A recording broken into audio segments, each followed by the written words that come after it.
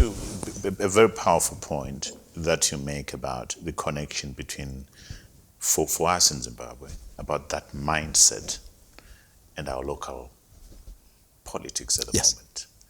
The disrepair out there, the infrastructure that's broken, our politics that's broken, our conversations that are non-existent, the insults and everything else.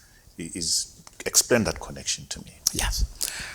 I want to give you 3 examples. 3 countries. First is Cuba, which are very different.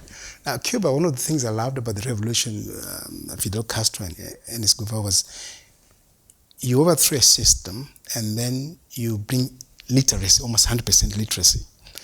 You give health to everybody. And Cuba, by the way, has more Olympic gold medals than any other country in South America. But it's a small country, most like our population.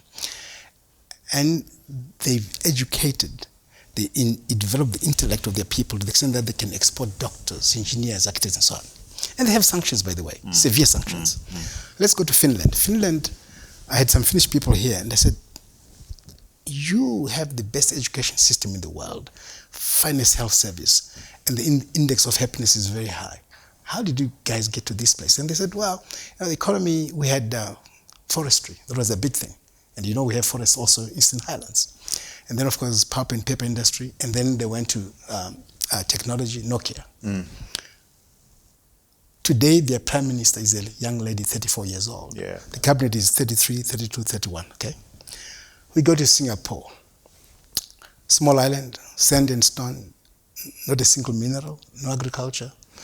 1965, at independence, they were so poor, they lived in thatched houses. And they said the only natural source we really have are brains. So they got the best brains, paid them the best to develop Singapore. And they're really like a company. So from third world to first world, 1965 to the year 2000, in 35 years, they moved from third world to first world to be even better than European countries. Now, you ask about ourselves. Yeah.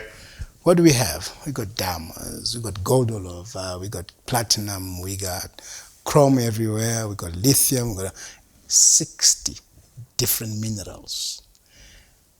Best soils, climate, we can grow anything. Name it, we can grow strawberries, you want mangoes, you want sugar cane, you want everything we have. But we are poor. What I'm suggesting, Trevor, is the mindset. Whatever makes us not even ashamed to buy what other people throw in the dustbin is the same mindset that we have as a people. I'll tell you, there's a lovely article I read in Time magazine in November. And the article said, it was an article on America on trial, the impeachment of Donald Trump. It was written by a chap called John Mitchum. And he said, politicians are far more a mirror of who we are, rather than molders. We have to remember, politicians don't come from another planet.